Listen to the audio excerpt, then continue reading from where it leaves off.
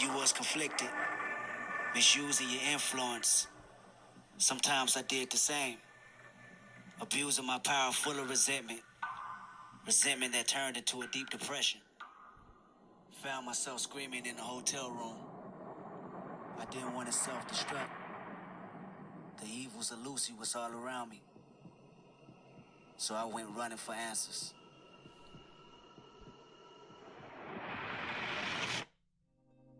And I think that white people are running for answers. Hi, my name is Vonda Page, and welcome to a brand new podcast series here on Living Corporate Network. It is called When White People Have Had Enough. Hi, once again, my name is Vonda Page, and I'd like to welcome you and talk a little bit about where this title actually came from.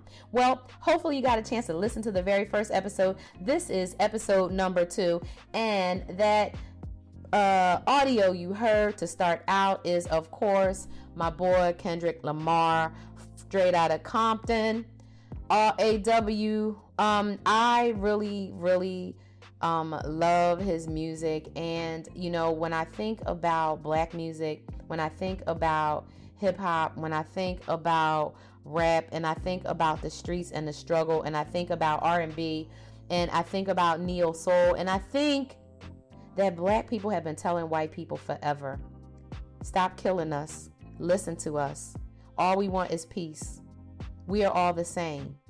But white people have been fed the message, I am better than you. You are an animal. I am more than you. You are less than. And I think that Roe V Wade has shaken up the apple cart, for lack of a better analogy, I guess, right? Because I'm trying to get very specific about my language and how I talk, because one of the things I realized is, as a 50-year-old black woman, I grew up with a lot of language that we would now call ableist, and because I am really I consider myself a champion and an advocate for every marginalized and underrepresented and historically oppressed, franchised upon, and just exploited community. And so I'm trying to be very specific and detailed around my language, especially when it comes to using words that have evolved, right? Because language has evolved, and language in and of itself is change. We can't even stop language from changing, right? We cannot stop words from being used. We cannot stop progress from happening. And so I want to tell you a little bit about Ntozake Shange. And first and foremost is I didn't realize until Friday of last week, I think it was, that her spoken word with poetry and music and dance from her choral poem, which was named For Colored Girls Who Have Considered Suicide When the Rainbow Is Enough, is Shange's masterwork. It's her masterwork. And it was written in 1975. And I think I saw it around maybe 1980 or so, but it was first on Broadway in 1976, and it stands as the longest running play by a black writer in Broadway's history.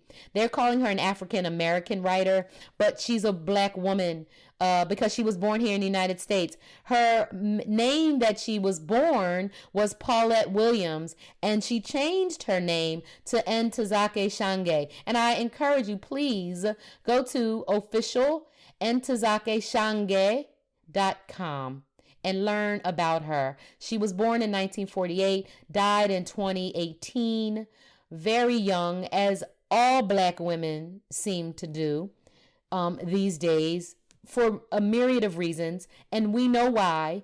And once again, when white people have had enough, that will also change. Black women's mortality will change. Black infant mortality will change. Black maternal death rates will change.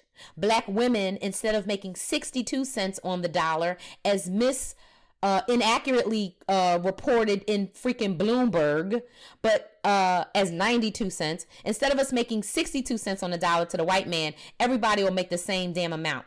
And because black women are the most educated population in this country, we would rightfully be at the places in government and in corporate America and in academia and healthcare and all the other fields. But we are not. And why? The answer is because capitalism, greed, oligarchical greed, if that's a term, I made it up.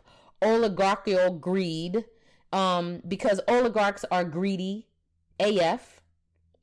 And that is why we're in this situation. And so again, when white people have had enough, you're going to do something. So Ntozake Shange, this poem for colored girls who consider suicide when the rainbow is enough. And she spells enough, E-N-U-F. And she also uses the term colored girls because she wanted her grandmother to understand she meant that this was for her. This was for black women. Okay. And this was about, the trauma that black women and children have undergone at the hands of men. And so if you think, okay, that this is just about women's rights, this is about children's rights. Because half of all the children born, right, will have uteruses and vaginas, capable of giving birth, capable of producing slaves. Because I'm going to tell you, the oligarchs are tired of seeing black excellence, brown excellence. They don't like the fact that Asian men are the most financially successful in this country. They don't like the fact that black people, men and women, and non-binary folks, but black people, period, are building and growing and doing their own thing.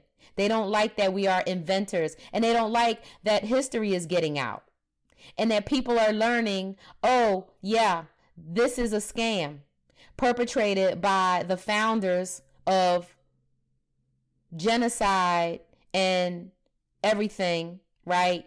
The so-called founders of the country who colonized the Americas via slavery and theft. Boom. That's where we are. So that's an uncomfortable, hard, and difficult and painful truth. I understand it. I get it. But when you've had enough and the hard, painful truth gets to you and you're ready to take action, here's the next thing you can do. The next thing you can do is disinvest your money from any of the banks that you use and switch your money, put your money into a local community credit union, and better yet, a black bank. That's what white people will do when they have had enough. Now, back to Alabama stripping rights of parents to give their children the proper medical care involving themselves. Listen, this is HIPAA, this is privacy, this is everything. When you've had enough, you will go to your local hospital and tell them you'll take away the donations, right? And you'll find out, right, about the board members. There's a lot of things you can do, but literally nothing's going to change until white people have enough. So I want to say thanks again for tuning in. I want you to stay tuned. I want you to go to leadertolegendexclusive.com and sign up for my masterclass so that you can learn to lead change, because that's what I'm going to be talking about. And I'm going to be talking about honing habits, right? Because it's all about the habits. It's not about the things you do once a day, once at a time in a one-day workshop.